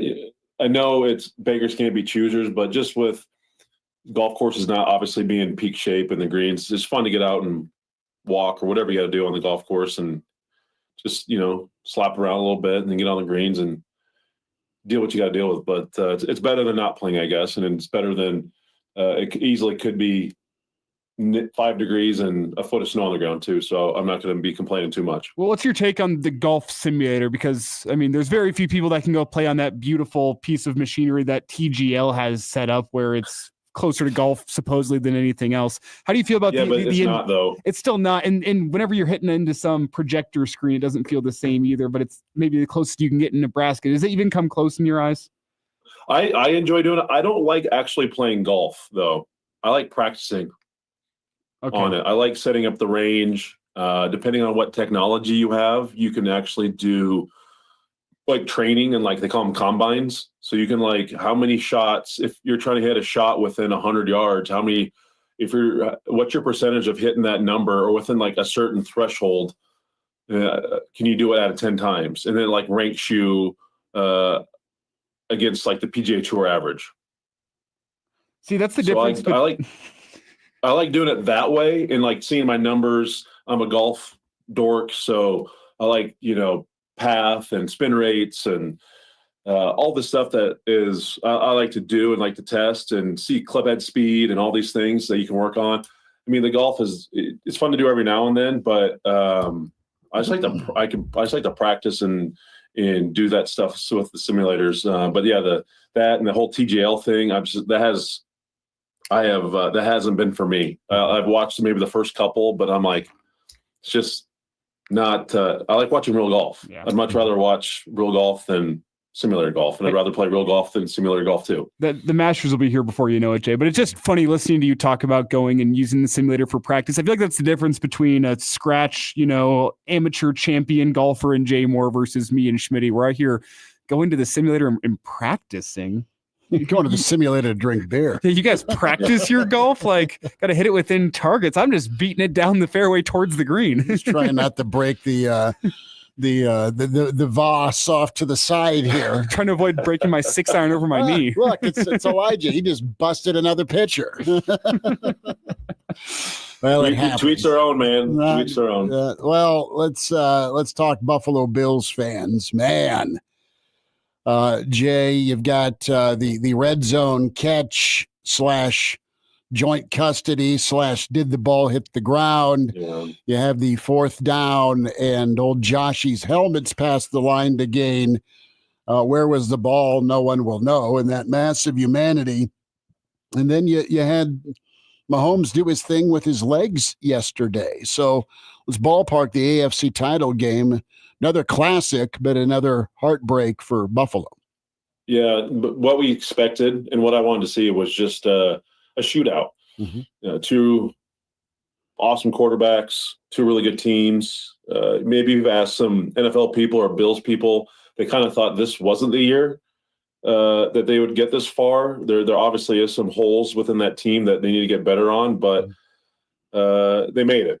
and that's because of Josh Allen and having a really good defense for the most part. I know the secondary was beat up coming this game, but I don't think a lot of Bills fans expected them to make the AFC Championship game this year. With that being said, yeah, it's when you have these close games and in the referee stuff with Chiefs in this year, those two calls. These close games are always going to come down to a call or two. I don't have the catch in the red zone. I see it, but I saw the ball hit the ground. I thought if anything, it should be incomplete. Other than I think was it Worthy that made the catch by the Chiefs at that point. He did get two hands on the ball eventually once they're on the ground. The Bills guy had initial possession. I can't remember if he had a knee down with two hands on it or not. But I know but at the end of it, he only had one and Worthy had two. But I thought it should have been more incomplete because that tip of the ball did hit. I know you get into the argument the ball can't hit the ground. I get it, but I had more issue with the fourth and one with the misspotting of the ball. I thought the guy who was closest to the pile or to Allen but couldn't see the ball, I feel like he overruled or had the benefit of the doubt because he was closer to where the far line judge had view of the ball, and he had it spotted on the other side. His line was clearly on the other side of that yard line on the painted line there. And then all of a sudden, as he got closer to the pile, he kind of started inching it in. I thought with the review over top and then from the other side, you could see the ball was there. That one bugs me the most out of all of them. And even with that being done, the Bills still battled back and got another touchdown. But if they get that first down there and get points, that game's vastly different because they already had the 2-point lead at that time. They even go get a field goal or a touchdown. That game is so much different than what it ended up. But it's hard, man. That's just, I don't know what is that, 17 one-score wins by the Chiefs this year. It's incredible. It's incredible their ability to win these close games, and whether it's on the road or at home. They got good players, and Andy Reid's a hell of a play caller too. So you can't forget to mention that as well. Yeah, and I really don't want the officiating to take away from a fantastic ball game, because at the end of the day, you don't want to leave it in the hands of the officials, especially when you're playing the Chiefs. I said it last week, their ability to go and win close games, it is a skill, and it does speak to how much better they are than everybody right now. But are you surprised that the most valuable, the most popular sports league in the United States is still reliant upon having the right camera angle or having your ref in the right angle to be able to make the right call? It just feels like you can't put some sort of chip in the football that can tell you exactly where it is in the field at any given time, so you know exactly where the ball is, you know exactly if it has crossed the goal line or not. It just seems surprising to me that we're in 2025 and we haven't reached that point just yet, because other sports leagues I am. It's a $20 billion industry, right? They're having human error be involved and human eyes, and with 22 other flying bodies around there trying to spot it. It's hard. It's a very hard job. I think they got to get there for technology, just because with the betting public that's out there, how much money is being exchanged hands in Vegas. I think it's got to get there eventually, just to clear any of that stuff up immediately. But yeah, it's funny how one guy runs in and it was only a foot off between the spot. That was the difference. That was the difference of a first down or not a first down. And they got it somehow. They look at all the rules and changing things to make it safe, to get more games. But it's like, how about we find some technology to spot a ball? Nebraska fans know it the best with the Ohio State game. Just an absolute joke. We saw it. This happens all over college football, and it probably happens more in college football just because there's so many more games and maybe not as good as crews as are in the NFL. But you would like to think in 2025 going forward that you have some sort of, just like the guys with the yard markers, right, that are having the sticks. There's someone there that has a radar or something there that has a line of some sort that if that ball, any part of that ball, some sort of chip in it, touches it, it's like, boom, they know it right away. And they can review it and see it. It seems so logical. It seems so easy. But apparently it's further back than what we think, but it needs to get there really quickly. GPS. Another sponsorship, Roger. I'm just saying. Jay Moore's with us here, Hail Varsity Radio. Big Red wrap-up at JMoore44 is where you follow him on Twitter. Jay, want to get your take on just how did you deal with calls that didn't go your way? Were you able to next play move on to it, or was there a bit of a hit that kind of would permeate the defense? Because it wasn't always perfect when you were wearing the eye black, if I remember correctly. Yeah, I think you had to move on quickly as a player. I think fans, you can hang on to them, though those can be more affected. But as a coach and a player, you got to forget it, and you can't let it hold you back or deter you from what you're trying to do, because as soon as that next play call comes in, whether you're on offense or defense, you got to totally be absorbed in that call to what your role is to help that defense or that offense win that play. You can't be thinking, oh man, I was held. It wasn't a PI. I didn't grab his face mask. It wasn't a horse collar, whatever it may be. You can't let that affect you, because if you do, then you're going to affect the rest of the team for that next play, and it could be a even worse consequence, right? So I think I had no problem letting it go, because you had to. You had to get your mind to go there, and you had to put yourself in that situation, whatever that play call was, and whatever the situation was in the game play, part of the field position. Your mind has to go there to help you succeed at the individual level, so the other 10 guys can succeed as a team as well. So I feel pretty confident that 98% of the people would say the same. Now, maybe some people will hold a grudge, but I think coaches can maybe think about it a little while longer. But I can't. The players, man, you just got to move on. You got to go play, and if you did make a mistake, you got to learn from it really quickly, and move on, because you can't. Whether it's a penalty, a play you messed up, you can't allow it to affect you too long. Otherwise, you're hurting your teammates too much.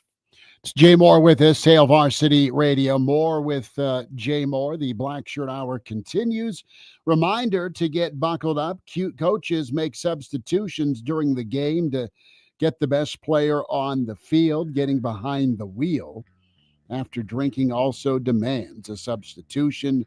Impaired driving is deceptively dangerous. A message from the NDOT Highway Safety Office. Can find Jay on Twitter at JMoore44.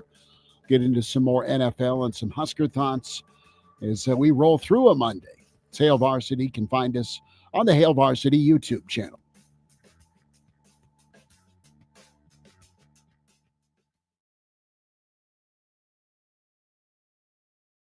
Basketball this next week with coverage of the Heartland Athletic Conference Tournament. You can join us for all the action with select coverage Thursday, Friday, and Saturday right here. FM 101.5, 1240 AM, KFOR. Shopping for new flooring is different today. Getting your questions answered, making the right selection, getting the best value, and installed quickly and professionally. Visit OStreetCarpet.com or shop our store. We'll answer all your questions and help you make the right choice. You'll be enjoying your new floor at just days for less than you'd pay elsewhere. Carpet, vinyl, wood, laminate, tile, and area rugs. We've got it all. O Street Carpet. 1732 O Street. Family owned and operated. Always the best value. An hour ago, you didn't need a plumber. Now you're in a panic. When life throws you a surprise with a clogged drain, plugged or leaky toilet, broken pipe, leaky faucet or water heater, or a bathroom or kitchen plumbing upgrade, whatever. Just call Bryant Air Conditioning, Heating, Electrical, and Plumbing. 467-1111. Keep that number handy, 467-1111. Or go to BryantLincoln.com. Bryant Air Conditioning, Heating, Electrical, and Plumbing. We do whatever it takes. William is one of millions of Americans who uses GoodRx to save on the cost of their prescriptions. My oldest daughter, Camilla, 2 days old, she had to have open heart surgery. All of a sudden, she's on 5 different medications. It adds up at the end of the month. Me and the pharmacist got so tight. She said, GoodRx, save you a lot of money. Saving that extra $200-300 a month. We're able to do all these extra activities, so it puts less stress on our household, and it puts less stress on our pockets. Download the free app or visit GoodRx.com and start saving today. GoodRx user compensated for their time. GoodRx is not insurance, but can be used instead of insurance. 1 in 4 Americans have a disability. I'm one of them. I'm also a working mom who cares deeply about making sure every child with a disability thrives by getting their access needs met. We've got a trusted ally by our side. Easter Seals provides children and families the foundation for lifelong success through early learning programs, skills training, and prep for college and career. That's my Easter Seals. Make it yours. Join us at easterseals.com. Life insurance. Why are you putting it off? Can't afford it? Too much hassle? Think you don't need it? There's lots of excuses for putting off life insurance. But if you weren't there, who would pay the mortgage and other bills? With Ethos, you could be covered in 10 minutes and boom, family protected. Ethos, fast and easy online term life insurance. Up to $2 million in coverage with no medical exam. Some policies as low as $1 a day. Answer a few health questions and get your free quote at getethos.com. That's getethos.com. Back at it Tuesday with KFOR, Schmidt and Carroll. Immigration raids expected to continue this week.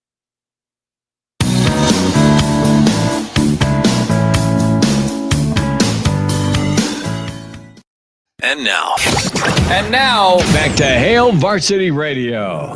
Jay Moore's with us here, Hail Varsity Radio. Big Red wrap up at JMoore44 is where you follow him on Twitter. Jay, going to switch up and get your take, partner, on Philly as they are off to the Super Bowl. We'll get some Husker thoughts as well.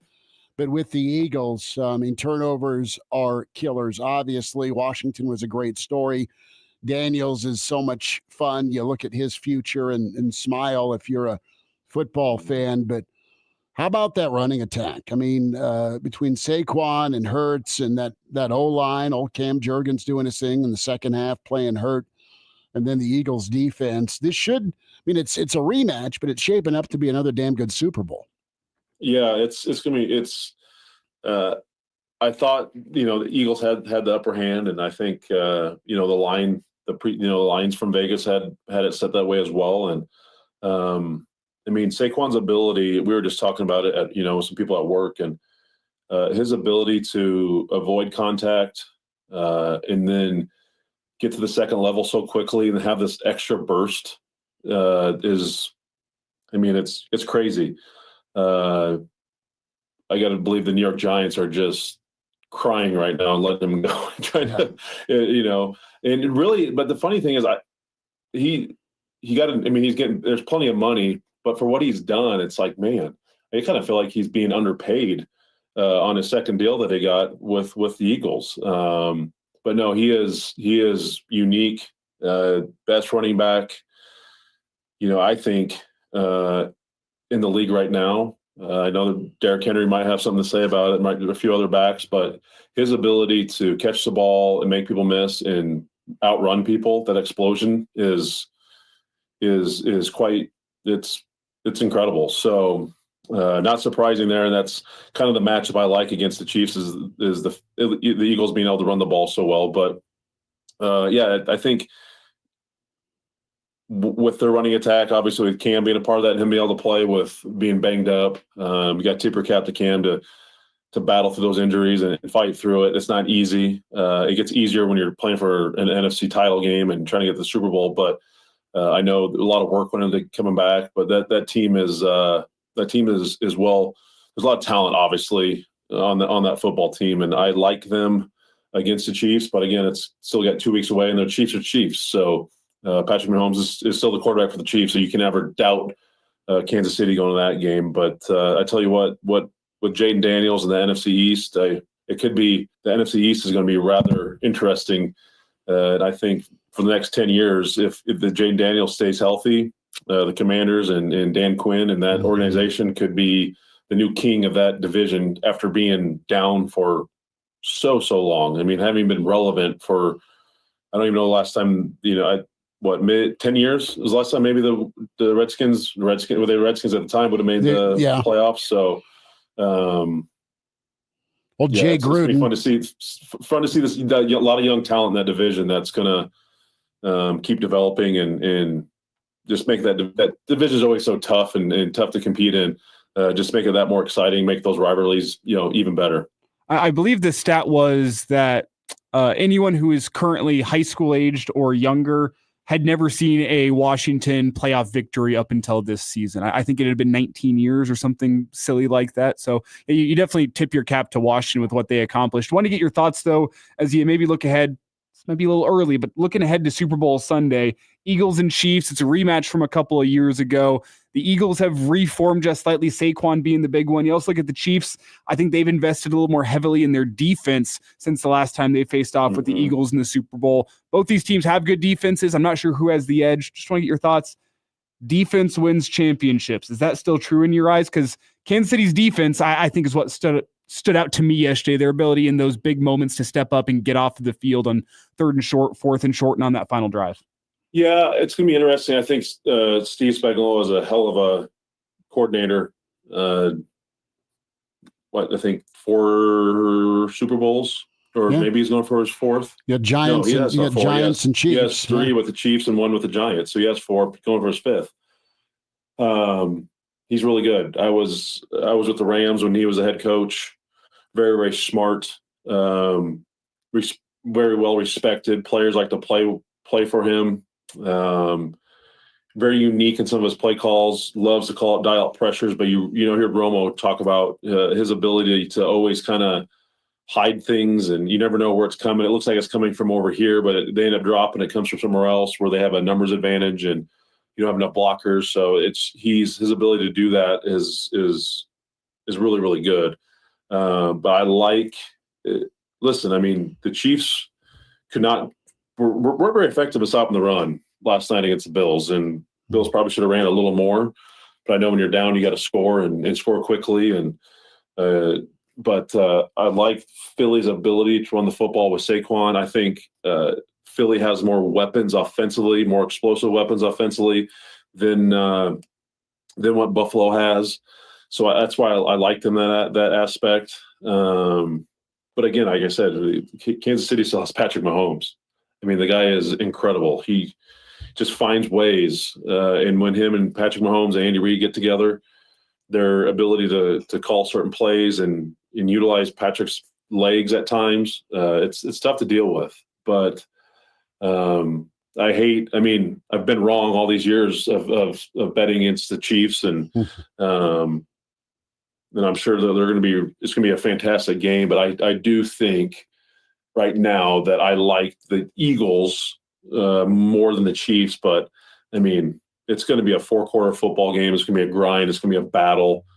Potentially one of those games where whoever has the ball last is going to have the best chance to win that game. But give me right now, if I had the way too early call, I'd say I'm leaning towards the Eagles in their run game right now. That's a lot to deal with. Jay, about 90 seconds here, partner. If someone were to slide 2 seats to you for Thursday night, Nebraska hosting Illinois basketball, do you go, or do you say, hey, I'm good? That's tough. I'm kind of almost I'm good right now. Unfortunately, someone broke into my car and left 2 tickets. I hate it. I know we talked about it last week, but it's just it's crazy the 180 they've done really since the Creighton game. Oh. The effort intensity that we saw, and the efficiency they worked at. If you watch film of that game, then you put on Wisconsin, the team's not even recognizable. That's frustrating. Mm-hmm. And 2 teams have done complete difference. I mean, Creighton's gotten better, got themselves back to the top of the Big East and back in tournament conversation, where Nebraska is, hey, I hope we can make the Big Ten conference tournament. Mm. And that's very disappointing. It's crunch time right now for those boys, and who wants to play, who wants to get better, who wants to battle, who wants to fight. But unfortunately, didn't see a whole lot of fight in towards the end of that Wisconsin game. So they got to look themselves in the mirror right now. But yeah, 7:30, start. I might have to just say thanks, but no thanks. I'll sit at home. I wasn't offering. I couch. just throwing out a hypothetical. Well, if you do have those 2 tickets, I tell you what you do. You go local elementary school, find an underprivileged child, and say you want 2 free tickets. You don't like kids, do you? No. They warn the kids about accepting candy from strangers, not tickets. Wow. Yeah. With that, Jay, we hope you're back with us next week. Yeah. So you just holler at me. You know where you can find me. All right. Jay Moore with us here. Of course, Big Red Wrap Up and at Jay Moore 44. Jay Bird, talk to you soon. Yep. See you, boys.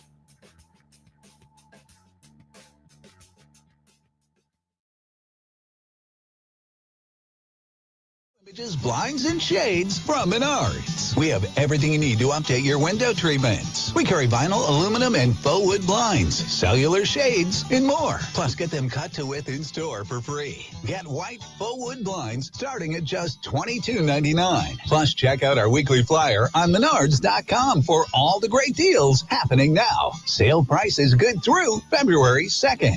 Save big money at Menards. ADHD. It's the child who can't pay attention or sit still in school, right?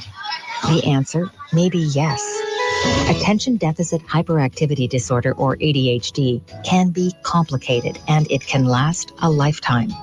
Living with a condition can sometimes be a challenge. It may take years to accept a formal diagnosis, and it's not always easy to find the right treatment plan. Did you know that up to 75% of children and adolescents with ADHD have at least one additional mental health condition that also requires a comprehensive approach to treatment? ADHD guidelines were recently updated to reflect the need to screen for associated disorders. Be sure to talk with your child's doctor about proper screening and visit moretoadhd.com for additional information. That's moretoadhd.com. This message has been brought to you in partnership with ADA, ACO, and CHAD. It's time for today's STEM tip. Okay, you know recycling is important. No one wants plastic in the ocean. Here's a cool way to repurpose a plastic bottle. Build an awesome terrarium. Cut a large plastic bottle in half and fill the base with sand, pebbles, potting soil, and your favorite plant. I chose an African violet. Put the top of the bottle over your base and place it in the sun. Your plant will grow sealed in its own ecosystem. Fun, right? Learn more at She Can STEM. A message from the Ad Council. Thank a teacher who has made a difference in your life. In honor of Nebraska Teacher Recognition Day in March, KFOR, Aloe Fiber, and Lincoln Public Schools Thank You Teacher Contest gives current and former students a chance to show their appreciation. 5 teachers and the students that nominate them will be invited to a special breakfast at the Governor's Mansion. Submit your entry at KFORnow.com. Nominations must be received by 5 p.m. January 31st. Say thanks to your favorite teacher today, courtesy of Aloe Fiber and KFOR. Serving overseas was just the beginning. We might be home from war, but our mission continues in communities all across the country. It's why we're out there in times of peace and crisis, providing meals to the hungry and supplies to the sick. It's why we're giving strength to those who are too weak and bringing resources to those without them. Service doesn't stop when we're done serving. It's what makes us the VFW.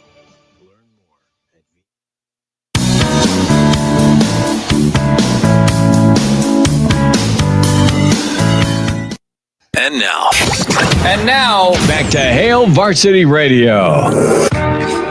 One final time on a Monday. Take us with Spotify, iTunes, Google Play. It's where you find the podcast. Search Hail Varsity Radio, Hail Varsity YouTube. Like and subscribe. Elijah Herbel, Justice Rhody, Chris Schmidt. Big thanks to Jay Moore. Big thanks to Uncle Charlie, Black Shirt McBride, Coach McBride with us this hour. And also Tim Verghese from Inside Nebraska Rivals was able to join us in hour 1. Tomorrow, Michael Bruntz, Mitch Sherman, and the pride of Ord, Andy Markowski, going to join us. Do we know? I've heard rumors that Matt Rule will be speaking to the media this week. Have we gotten confirmation on that? No, I have not. Heard rumors. But maybe next week, because they're out and about on the trail for 2026, 2027 kids. And I also think they're closing in on a special teams coordinator. Yes. So maybe that's why it hasn't been announced date, because you get some T's crossed there, I's dotted. Yeah, and we'll keep you posted. And maybe that special teams coordinator is internal.